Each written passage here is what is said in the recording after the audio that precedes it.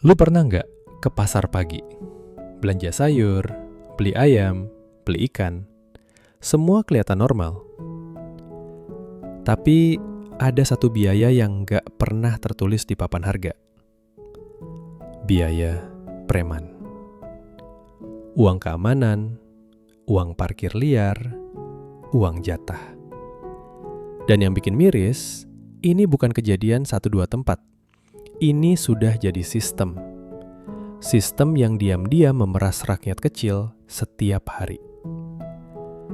Pedagang kecil dipalak. Tukang parkir resmi kalah sama parkir liar. Toko dipaksa bayar uang keamanan. Ironisnya, banyak pasar itu dikelola negara. Tapi yang berkuasa justru preman. Jadi pertanyaannya, ini negara hukum atau negara jatah? Banyak pasar tradisional di Indonesia dikelola pemerintah daerah. Secara hukum, tempat itu milik negara.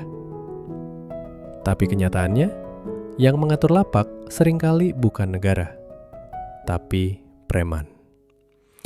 Pedagang harus bayar uang harian. Ada yang 5.000, ada yang 10.000, ada yang lebih. Kalau nggak bayar, lapak bisa diganggu, barang bisa disingkirkan, atau mereka dipersulit. Ini bukan sekedar pungutan kecil. Kalau satu pasar ada 500 pedagang dan tiap orang bayar 10.000 sehari, itu bisa jadi puluhan juta rupiah setiap hari.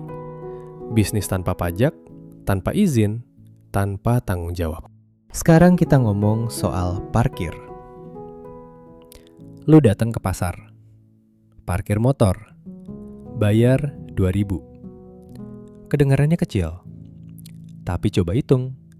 Kalau sehari ada 2.000 motor, itu 4 juta rupiah dalam satu hari. Masalahnya, banyak parkir liar itu nggak masuk kas daerah. Nggak ada tiket, nggak ada seragam resmi, nggak ada perlindungan kalau kendaraan hilang. Tapi uangnya tetap dipungut. Ini yang disebut ekonomi bayangan. Ekonomi yang hidup dari celah sistem. Dan yang bayar, lagi-lagi, rakyat biasa. Sekarang bagian yang paling absurd. Banyak toko kecil dipaksa bayar uang keamanan. Ironis ya, keamanan dari siapa? Dari preman itu sendiri. Kalau toko nggak bayar, bisa diganggu, bisa dirusak, bisa diintimidasi.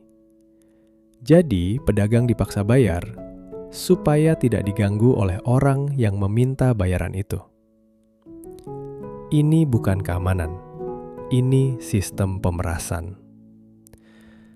Dan yang paling menyedihkan, korban utamanya bukan perusahaan besar, tapi warung kecil, pedagang kaki lima, usaha keluarga. Sekarang pertanyaannya, apa kita cuma bisa mengeluh? Jawabannya, enggak. Ada beberapa hal yang bisa mulai kita lakukan. Pertama, literasi hukum. Pedagang harus tahu hak mereka, bahwa pungutan ilegal bisa dilaporkan. Kedua, komunitas pedagang.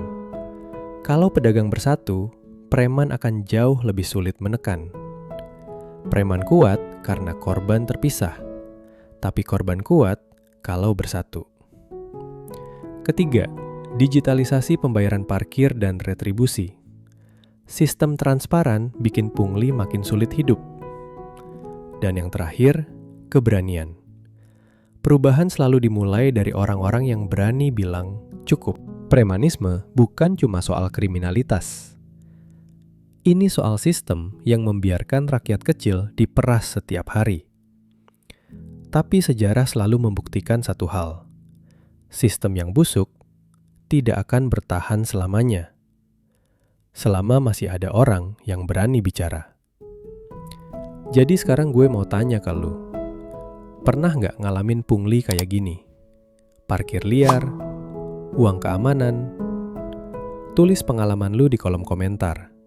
Biar kita buka mata lebih banyak orang. Share video ini. Diskusikan. Dan yang paling penting, jangan pernah berhenti berpikir kritis. Karena perubahan selalu dimulai dari kesadaran.